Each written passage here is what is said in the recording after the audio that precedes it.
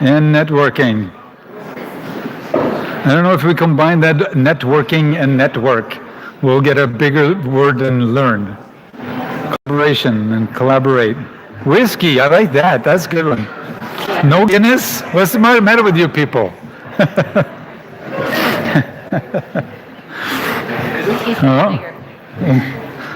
All right, we're close to 50. I think we're closing it out. Thank you very much, everyone.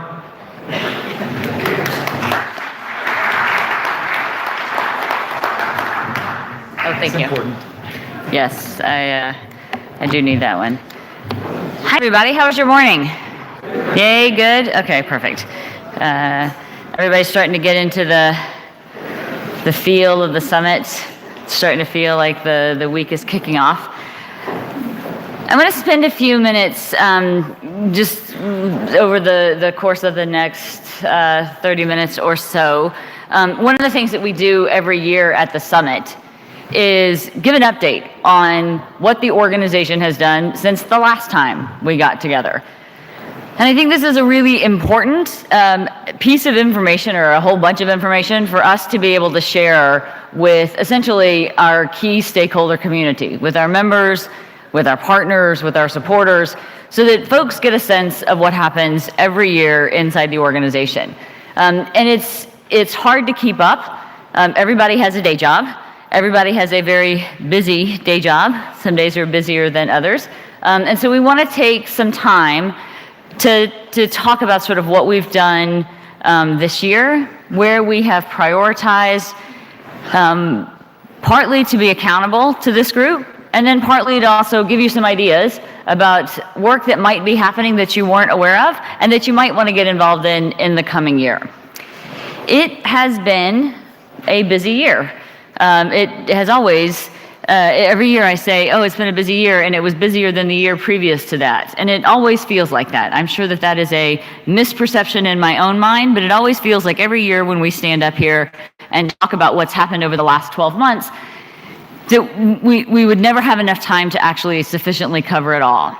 And so I'm very happy to be joined today by some of my colleagues that are really responsible for making this work happen, and to be able to share some of those insights and let folks know in more detail what has happened over the course of the last year. So before we get started, I want to give you some things that sort of stand out in my mind. We kicked off last year the Center for the Digital Nonprofit, and in the first year, we have covered a wide variety of activities. Early last year, soon after the summit, we published the Digital Nonprofitability Assessment. We had many of our member organizations take the DNA, which essentially lets organizations know on that continuum of digital transformation, where are you? What are your strengths? What are your weaknesses? And turned reports back to all of the organizations that participated, and set for the first time a benchmark for the sector that says, on a scale from where we are at a starting point to the ultimate and ever receding goal of digital transformation, where are organizations and how well positioned is the sector? We followed that up with some work around digital skills, which we'll talk a little bit about through the rest of the week, knowing that human capacity and the capacity of our people to affect digital transformation is critical. And so we said, well, we need to go learn more about that, what's happening there. And we kicked off the first session with 5 NetHope members and Microsoft and our consulting partners of Rebel and ADP to say, what does a digital transformation journey process look like? And how do we watch that and document that? And what can we learn? What is common and what is different across those organizations? The work in the field continued too. Many of you were involved in the response work that we did in Puerto Rico, or were recipients of some of the work that we did through the Device Challenge, or have been part of the conversations around demand aggregation to support better connectivity.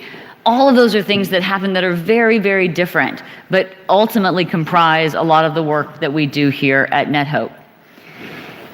Before we go into talking a little bit about that work, I do want to do a little bit of a particular announcement. Many of you have met Brent Brent Carbno, who has recently joined the organization as our managing director of programs. And Brent joins us. We're very pleased to have Brent. This is his first summit, so all of this is really coming together for him. But for many of you, that will beg the question of, okay, but Frank's also up there, so what is Frank going to be doing? So how does that work? I'm thrilled that Frank is taking on a bit of a new role, and Frank will be actually turning his attention looking forward and really focusing on some coming out of conversations with members. What might be happening with power, or what might be happening in a space where we've not worked before? Are there new types of partnerships that we ought to be exploring? Given Frank's long history here in the organization, it makes a lot of sense for him to build on that expertise, and we're leaving the work that he has built in the very capable hands of Brent, who will expound on that. But before we move on to taking this conversation any further, I want to ask folks just to join me in a round of applause for all of the work that Frank has done with the organization over the years.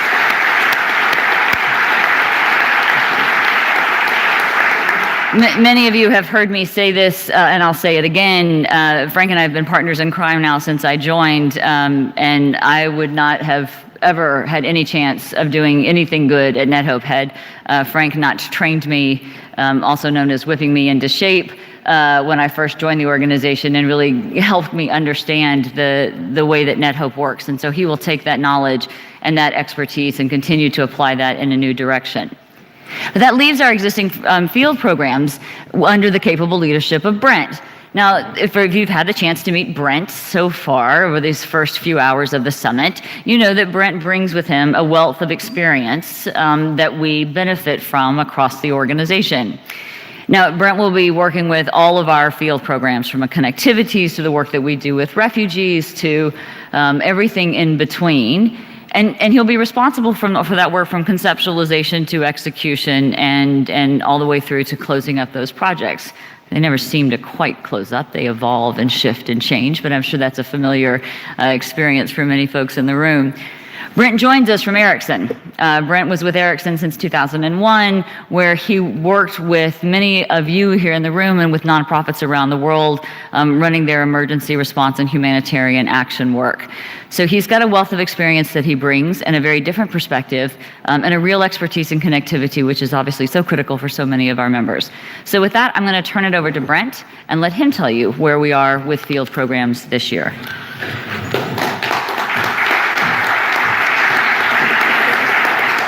Thanks, Lauren. I'll take a little bit of time at the start here to introduce myself to those who don't know me. I'll steal a little bit of time from the programs part. I'm coming from Ericsson, as Lauren said. I spent quite a few years there running the disaster response program, and also working in other development sector work like mobile financial services and Connect to Learn, and some other areas that Ericsson's working in. So I have a little bit of background there as well. And all my time at Ericsson was I'm pretty grateful for them allowing me to take a path of being a humanitarian in the end. Not too many private sector companies allow you to go down that path as a career choice. So I'm thankful for that. And one of the first things that they tell us when you join Ericsson was that the founder said in 1876 that communication is a basic human need. And I think that's true now as much as it was way back when, and probably even more so now. We see when refugees come into camps and into Europe from Syria and from other places, the first thing they want is Wi-Fi. They want some kind of connection back to home to say that I'm okay, or to find out where to go to get the services they require. So it's really stuck with me along the way that that's something that is really important to me. And along the way I decided I really want to make a career path in humanitarian work, and this opportunity came up with NetHope, and I couldn't refuse the chance to kind of work with this great array of membership and different private sector technology partners to come together and really try to take things to scale and to come to a much bigger kind of impact on what we're trying to do collectively. So that's kind of where I'm coming from. So it's been a busy 2.5 months, almost 3 months. It's felt a lot like that. Trying to really get as much information as I can, just take a little bit at times. I'm still learning. I still have a lot to learn. I'm hoping to learn a lot from the members. I haven't heard a lot from them yet, so from all of you, I'd like to learn what your needs and challenges are and how we can collectively and as NetHope and with our partners and other members kind of have an impact there and try to address those challenges that you have. I've inherited a great team when I got here. I have John Crowley working in data. I've got Rami Shakra working in you know him well probably from the C&I side of things, from the disaster response, and Ray Short coming in from, he's working with our institutional partnerships and USAID. So I have a great team there, and under them they have a lot more people working with them. So I'm excited to work with everybody, with the management team of course, and everyone that's part of the NetHope family, which includes all of you. Just to get into some quick updates, there's so many things that were going on. I was looking at the list. I asked Frank to send me a list of the programs, and I realized I got 6 minutes, so there's no way I can update you on all of them. So I just try to grab a few key ones, and some that I was actually involved with when I was still with Ericsson before joining NetHope. But Hurricane Maria last year obviously was a big one. It was a busy hurricane season. I think there was 4 Category 5 hurricanes that went through the Caribbean at some point last year. So with Maria and Irma being the biggest impact in the area. We were actually, myself, I was with Rami and some others that are here in Antigua after the Irma hit some islands around there, and then we got hit by Maria and realized we needed to kind of split forces here, and the ETC, who I was working with at the time, we stuck with Dominica in the area, and Puerto Rico came up as something that wasn't really being supported directly by any kind of international assistance, and the U.S. government was supporting, but maybe not. I want to get political, but maybe not as much as they needed there. So I think it was important that NetHope went there, and the impact that they had was huge. And it was an opportunity actually for the first time when I was with Ericsson Response to work really hand in hand with NetHope and realize the impact that NetHope could have. And that was one of the other reasons why I really wanted to jump in on board with NetHope when I got the chance, because I knew that the scale and the scope was much bigger than I had been working with before. Try to move a little faster. I'm sure I'm burning through time here, but one follow-up to the events of all of us working together in Puerto Rico is we had a workshop there in January where we discussed with partners and members and a lot of the people involved, and even academics came to help us with our discussion. We talked about the lessons we learned in that response, and the scope of what we did, or NetHope did, was huge and across the entire island, which was a really big, challenging environment to work in. And out of that came the realization that there's a real need to get more involved in preparedness side of things. And out of that came working together to try to build that resilience and preparedness side, so that the next time, we know there will be a next time with the hurricanes and typhoons and those climate impact events are going to just probably increase. So we need to be better prepared to handle that. Another thing we worked on last year, which was really quite impressive and exciting, is the demand aggregation work. You can talk to Tim and Ray and Forrest a bit more detail about that. That was also in one of the workshops this morning, but it's basically an attempt to aggregate all the demand that the members have, and if it's in a location where there's connectivity, or if it's in a remote place where there isn't, and join their demands together and try to get a better pricing or a better, more effective way of getting connectivity to those places where they're working. And so this demand aggregation model worked really well in Uganda. I think it's up to 16 members now that are taking advantage of, or will take advantage very soon of this model, and we want to expand this into other countries going forward. So I think it's a really good model. But talk to Ray and Tim and Forrest if you want some more details, and Rami knows about it as well. And last year, of course, we also dealt with, continued to make it sustainable and to run that going forward. Done that in Slovenia. And with those networks in those two places, we helped 35,000 refugees in those countries to get connected. We've also started now planning and will execute very soon in Colombia. I'm sure everyone's aware, but there's over 1 million Venezuelans who have migrated to Colombia now. And of the 30 million people in Venezuela, 4 million have left to neighboring countries, including Colombia. So I think this is a huge crisis that's kind of gone a little bit under the radar. And so NetHope, with some partners, Facebook and Cisco, will go and set up some networks in, I think, 31 sites, the plan right now, to try to get connectivity along the border, and in Bogota, where a lot of the refugees or migrants will be staying. And one of the other last thing I want to talk about was the Innovation Challenge, which was quite a success. This was a project that was funded by Google to challenge the NGOs to come up with innovative ideas and ways of using ICT and devices in that sector. And they gave a grant of $5 million to 17 different NGOs, 14 of which are members of NetHope. So it was quite a good result. And I think there was 37,000 devices that were procured out of the original 20,000 gold, which is great, and reached over 113,000 beneficiaries, and 51% of which are women, children, and the most vulnerable parts of the population. So I think that's another really exciting topic we'll talk more about this week, but something you can ask any of us about as well. And I think now that I've come in to take over things from Frank will move forward with some new and exciting areas that he wants to explore. So with that, maybe I can hand it over to Frank.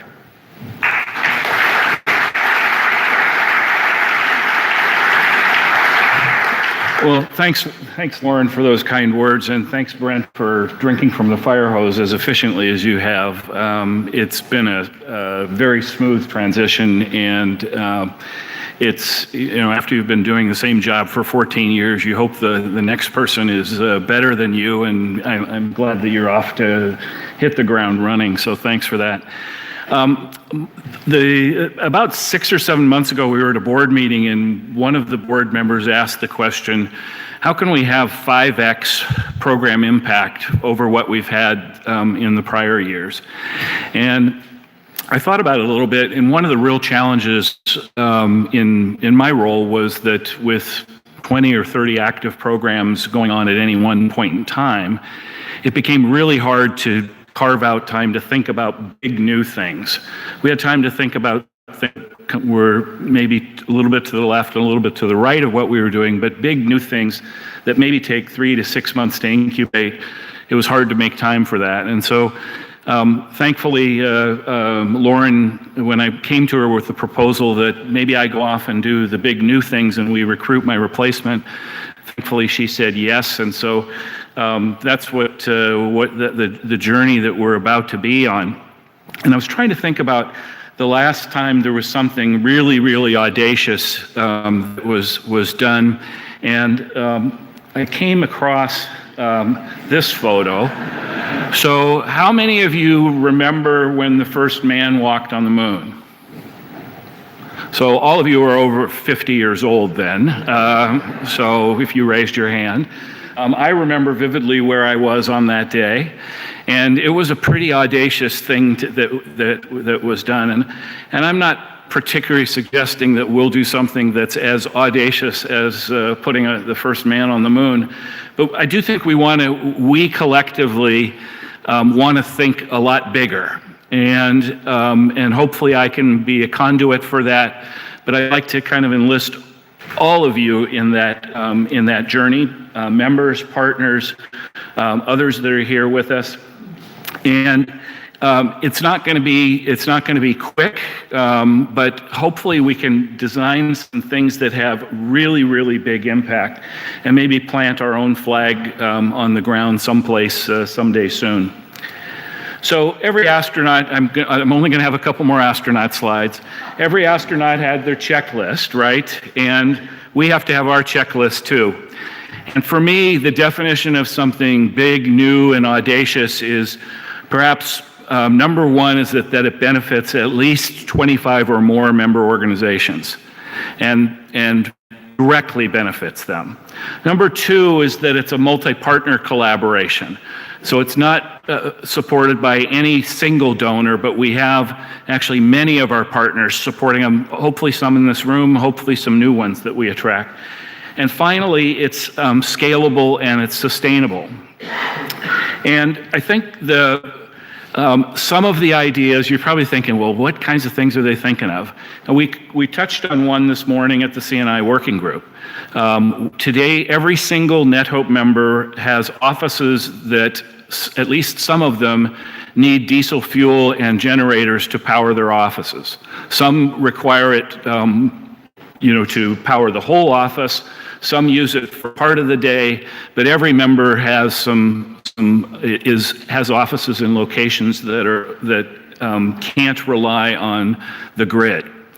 And so if every member has that challenge, is there an opportunity to, just as we aggregated demand for connectivity, could we aggregate demand for alternative energy solutions? Maybe it's solar, maybe it's wind, maybe it's a combination of those two. And so there's a place where maybe we can aggregate the demand, but maybe we can do better and even aggregate the financing for our members. And so get a social impact fund that can offer low or no return on investment financing to our members. And maybe one day, none of our member offices are using diesel generators anymore. And maybe that program could also be extended to the communities that they're working in through some kind of microgrid, micro-utility solution. So that's one idea. Lawrence, you'll hear us talk all week about the Center for Digital Nonprofit. We want to take a look at doing some field-based programming around the Center for Digital Nonprofit. And what better place to do it than northern Uganda, where we're essentially flooding northern Uganda with affordable internet access. So how might field programs change in an environment where you're massively connected? There's a big challenge with education, both for refugees and host community children in northern Uganda. We won't be able to build enough schools or hire enough teachers. So is there something that we can do with a connected northern Uganda around education? Another challenge NGOs have is getting information out to the 1.5 million refugees in northern Uganda and the 1.75 million Ugandans in northern Uganda. Is there an information and aid program that could essentially allow NGOs and the government to communicate much more efficiently with the refugees and the host communities there? And then finally, the other idea that's popped up is many of our members, most of our members work with vulnerable children. And many of them are working in countries that are targets for human trafficking. And many of our tech partners, Facebook, Google, Microsoft, are also working on technology against human trafficking. So how might we harmonize that work together and essentially take the NetHope effect against human trafficking? So those are three ideas. They might not all of them will pan out for sure. And what I call on all of you to do is reach out to me this week, reach out to me next week, next year. Share with me your ideas for big, audacious things that NetHope can do, okay? Because we're all in this together. I'm not going to be able to conceive of an idea on my own. All of the program design will include all of you. And so I thank you. Thank you for giving me the opportunity. And now I want to turn it over to Laura McMillan, who's done a terrific job with shepherding our work in finance and administration and marketing this year. Laura?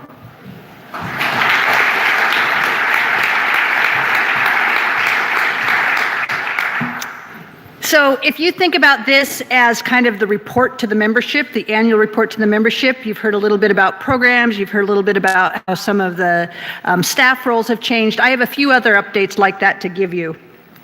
The first one I want to tell you a little bit about is some of the finances at NetHope, because this is your organization and you should know a little bit about that. This first chart, and I'm going to go over these pretty quickly. Once again, you are more than welcome to come talk to me about any of them if you'd like.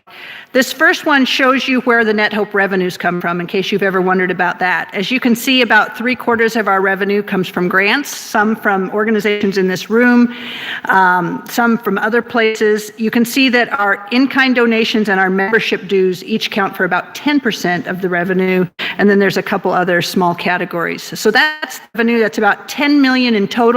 That's been pretty consistent for the last few years. These are the program expenses. So of the program dollars, of which you'll see on the next chart are about 3/4 of all the revenue, the expenses go to these programs. And as you've heard Brent talk about and Frank allude to, an awful lot of our work goes into ER and refugee programs.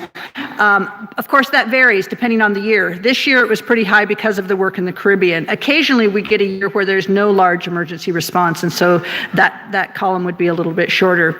You can see the CDN starting to show up on this graph. It was our third largest program with expenses this year. And then you can see some of the others. There are some programs that you're all probably more familiar with because they're programs where you've received direct grants, as in the Azure grants or the AWS grants. Those don't show up here because those are considered pass-through for our accounting purposes. But of course, a lot of those are the ones that you really understand and pay attention to and get a lot of benefit from as well.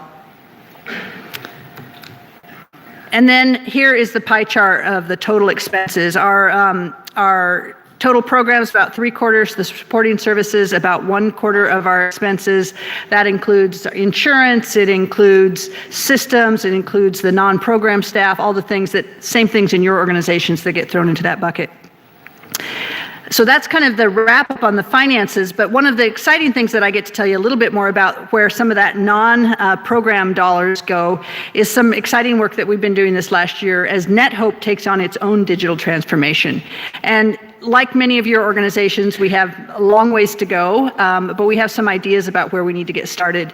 We've spent a lot of our time as an organization in the last 16, 17 years, how long our lifespan is. Because we've been fairly small, we've been able to manage a lot of things on spreadsheets and over email, but that's becoming increasingly challenging as we grow, as we have more and more members, as we have more and more donors and partners for this work. And so we have certainly come to understand that there are some technologies and some ways of thinking about the work that will improve how we do this. So this last year, we've taken on 3 fairly large projects, which all of you have done some of this in your organizations, I know, you can appreciate that as small as NetHope is, from a staff perspective, taking on these things is a pretty big undertaking. But we're making really good progress with them, and the impact of these on our organization and on our ability to build relationships and work with our members and with our partners is just going to be really huge. So talk a little bit about members. We have 56 members right now. I hope that after the end of tomorrow, we have 57 because we have one in the room that's going to be voted on by the membership tomorrow. This is, we've had several new members every year, the last few years, I think 4 or 5 actually. So the number steadily grows, and you can see your logos there on this chart. Because of that, we've also started to put some more investments in the membership services, because it's one thing when you have 30 members, what it takes to answer the questions, get back with information, prepare reports. When you get up to 57 members, it takes a little more support. So here are some of the investments that we've made this last year in membership. You all know Alex Alpert, who's been our Director of Membership for the last several years. This year, Alex has been joined by Jenna Groman and Hunter Gayoti, who are now parts of the membership team. And when you call in with a membership question or something that you need assistance with, you may very well talk to either Jenna or Hunter as well. So it's been really great to add them to that team. As part of what they've been able to do with this additional resources in the membership group is to provide a lot better support for the chapter meetings and for the working groups. We're going to spend a little time talking about those in just a minute, so I'm not going to go into those, but suffice it to say, both of those have grown tremendously the last year. We now have, I believe it's 6 chapter meetings, whereas I think going into this year, you could say we had 3 or 4 that were pretty stable. Definitely improved on that. And the working groups, we had a couple that were going along pretty smoothly. We've been able to get a few more of those going. These do take a fair amount of staff time because we know all of you who are participating in and running these have day jobs, and I know you all can attest to the fact that when you have some NetHope support for those things, they go a lot more smoothly. So with Jenna and Hunter and Alex's help, we've been able to come a long ways in that area. So speaking of which, we wanted to do just a little exercise. It's after lunch. It's good to get you moving to get an idea of who's in the room and how you participate in NetHope. So I'm going to go through a series of categories here, and as you belong to one of those categories, stand up so that we can see who you are and remain standing as we go along. The idea here would be at the end, I'm sure we will have everybody in the room standing because in every way, some of you are involved in NetHope. So first we want to acknowledge the current NetHope board. Hopefully a lot of you in the room. I know I've seen a number of you over time. It's a tremendous amount of people who give a lot of time and dedication to NetHope, which we really appreciate. Next, thank you. Yeah, thank you for doing that. Our board really deserves it. If you have led or participated in a working group this last year, please stand. Yeah, I would expect a lot of you to be standing. You're the ones who showed up for this morning's working group meeting, so that's great.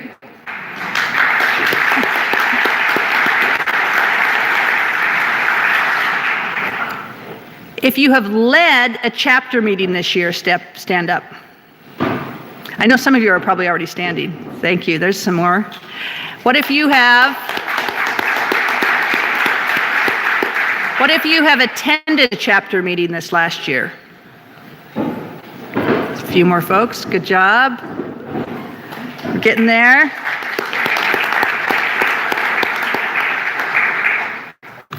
You guys can put whatever you want.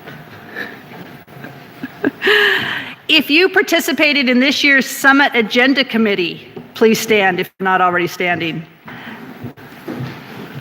One or two more people standing. The thing is, a lot of you do one job and then you take on a second one, which we really appreciate as well.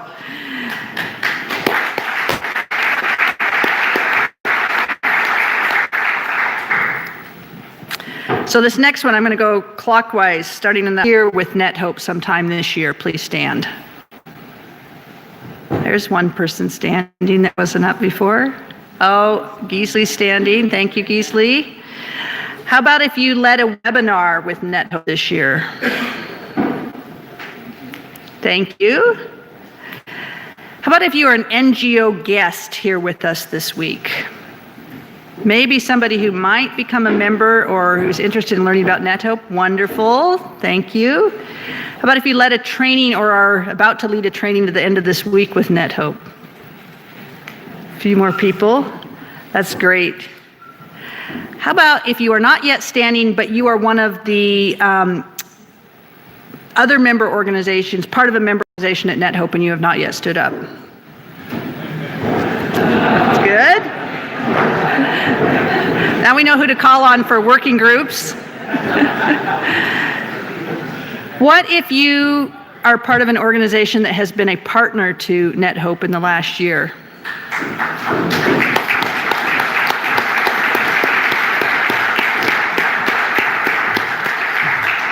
I think, other than asking for NetHope staff, which I should probably ask for next, that pretty much gives us everybody in the room standing, I believe. So thank you all. Thank you for your commitment and support of NetHope.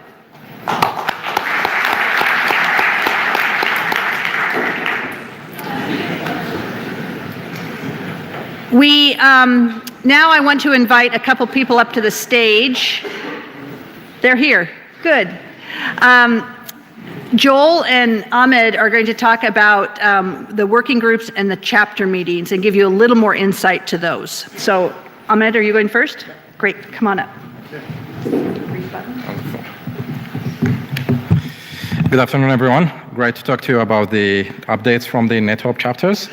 So the year 2018 has been a quite successful year for us. It has been very busy. But as I said, I mean, it's quite successful. This year we're ending more or less with concluding with the 6 chapter meetings that has taken place.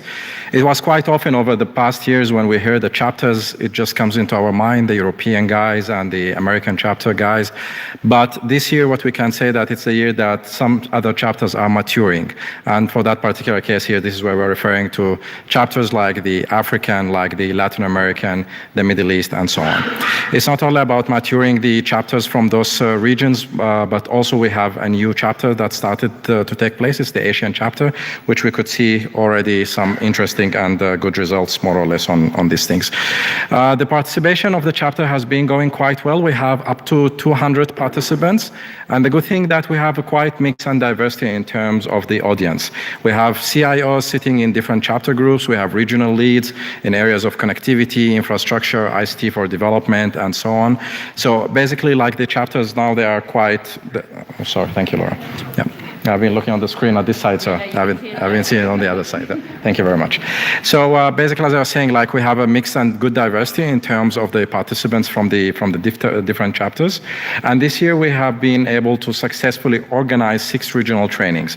And those trainings, they have been quite with tremendous support to the member organizations, naming the emergency training, the leadership trainings, GDPR, the famous pain for most of us, and then issues related to the digital skills in there. What we have in brief as goals for 2019 in terms of the chapter activities, we would like to align the work that is taking place between the working groups in the chapters and the global working groups. We don't want that we are going more or less on deviation, but rather we need to see more or less the regional chapters, the global South chapters, working on putting an agenda and then aligning more or less with the global working groups in there. And from that particular issue, we need to look into building synergies and creating this interaction among the chapters. There are different interests, there is different level of expertise and different skills that we're having between the different chapters. So we are looking about how exactly we can enrich the members' experience by sharing this expertise and this knowledge in there. And very important issue for us is the sustainability of the chapter activities and the leadership. The chapters are being completely led by the member organization, and for that there is a quite big responsibilities on the members that they are the one who needs to continue taking the lead. We need to continue making sure that the efforts that are taking place are well valued, and we need to see also more or less like the initiatives takes place from the member organization. The sustainability also having CIOs on these rooms, it's not only limited to what I have said. I think it's quite important for the CIOs to offer the space for the regional people, for the country office, IT officers and IT managers to join the chapter meetings. Please, I'm appealing to provide them the necessary resources, to release them the time, to offer them the budget. I think the amount of the knowledge that we are having when the NetHope community gather in one room is massive. And for me, it's beyond sending our people into a training or getting an internal course within our organization, but rather we see that the participation of the member organizations representative in the chapters, we see it as part of the personal learnings and development in there. So for that, it's quite important that we are looking into supporting the different initiatives to ensure that our field people, they are well established within the chapter activities. In brief, this is the dates of the upcoming chapter meetings. We're closing the year with the Middle Eastern chapter, which is taking place in Amman, and then starting the year more or less according to the dates that you would see, starting with the North American one, Europe, Latin America, Africa, and the Asia Pacific. And with that, I conclude and I'll hand over to Joel. Thank you very much.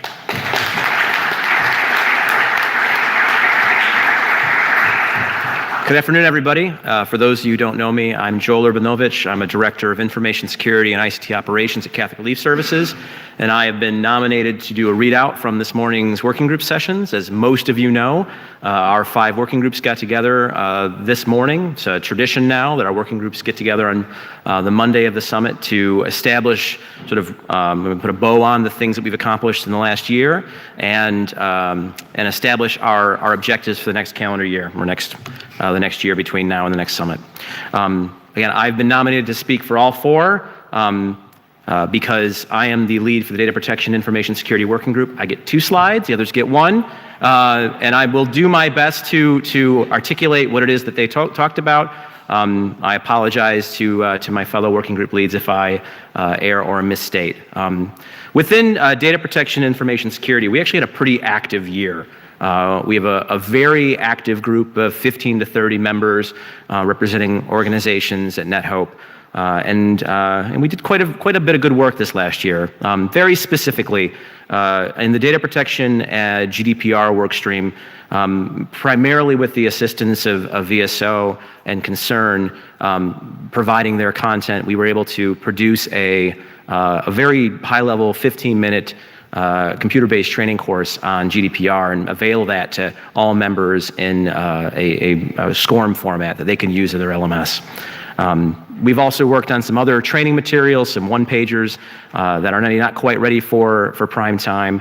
And we've established some other things that you're going to hear about at the summit, specifically the shared services model with Cytorus, and if you go talk to OneTrust, they're out in the conference floor, a member discount relationship with them as well. From a standards perspective, we have begun to establish a working relationship with the Center for Internet Security. They're the organization that manages the controls. They took them over from the SANS Institute a number of years ago, and we are really banking on using those controls to ground all of the other work we do in information security moving forward. There's a session, I believe, on Wednesday, sort of digging into our CIS relationship and how we're planning on deploying those controls. But the bulk of that early relationship building with CIS was this past year. And we've also identified member needs in breach preparedness and response and are looking for opportunities to provide training and uplift support to members. In the next year, we are carrying forward the work streams that we had in the previous year. So in data protection, we're looking to develop additional data protection and GDPR-related services within NetHope. In security standards, we look to build on our relationship with CIS, figure out ways to scale our adoption of the critical security controls, whatever the baseline might be for us and how we apply that across the rest of our organization. We're looking to, again, to uplift our organizations here, our members, on breach preparedness and response. And we are looking to carry forward our work in awareness training and find ways to make training in the languages you all need available at as low a cost as possible. And finally, one of the things that was raised in this morning's session was exploring email and web browser protections as a possible fifth work stream. Data management and CRM and enterprise architecture, that's two separate working groups, but they met together this morning. And the 2019 work streams that have been identified, the digital strategy for the sector, data management template, resourcing CRM roles, common data model for the sector, both structured and unstructured, defining the INGO EA blueprint, and sustainable ways of working. So those two working groups are, I believe this morning, after defining these things, broke up and began to dig into each of these particular work streams, what they meant for 2019, and what objectives they might be able to fulfill between now and the next summit. On connectivity and infrastructure, four primary themes of interest: power and alternative energy, connectivity, both cost and efficiency and regulation, procurement and logistics, and local regulation and connectivity. And the 2019 work streams are focused on capacity building, procurement, advisory services, and field programs. The working groups only function with your involvement. We've had a lot of working groups kind of rise and fall, and it all kind of is pinned on whether or not there's member engagement. And for those of you here this morning, you know that there's a bunch of ways to engage. But for those who maybe aren't engaged with one or more of the working groups, if you saw anything in any of these slides, anything that is relevant to you or that you have interest in, I implore you to reach out to one of the work stream leads, talk to somebody at NetHope, get yourself engaged, go to the Solution Center, sign up for the NetHope Yammer, because we need your voice. The work product that comes out of these working groups is only as good as those of you who have engaged and have contributed your knowledge and expertise to what we're attempting to accomplish. So I implore you, if you aren't engaged with one of the working groups, please, find something that resonates with you, get engaged, and help us sort of raise all ships. So thank you.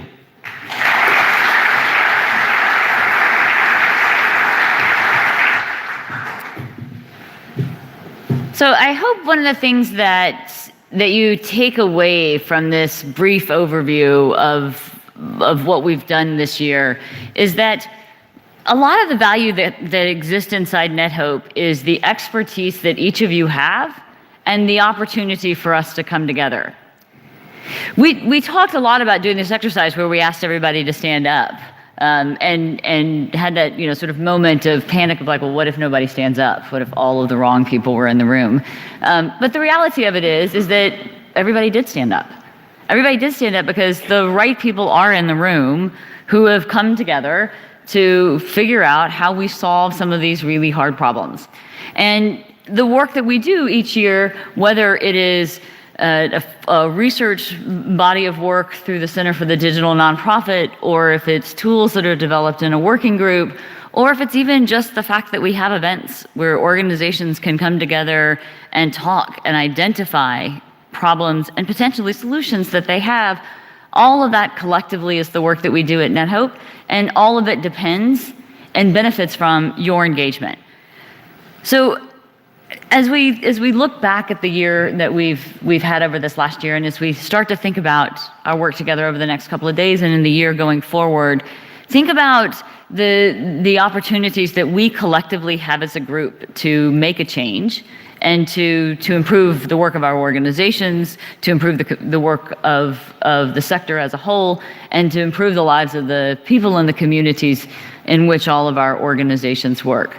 That is a powerful and an inspiring opportunity that we have in front of us. So thank you for your willingness to engage in that process, and thank you for your willingness to do the work and to have the conversations and share your expertise so that all of this work comes together over the course of this year. And then hopefully next year when we stand up and do the annual report on what we've done at NetHope this year, this list will be longer and richer, and everyone will also be standing up again next year. I know there's a busy rest of the afternoon. I'm looking at Alex as to and Frederick is coming up here next. I was like, who's our next speaker? But as I step aside, I want to again say thank you to Joel and Ahmed for the work that they've done. I want to say thank you to Laura and Brent for the work that they will do in the coming year. And say thank you to Frank for all of the work that he's brought and sort of his new focus. And again, to all of you for making this a rich organization, a meaningful organization, and hopefully a very good week. Thank you.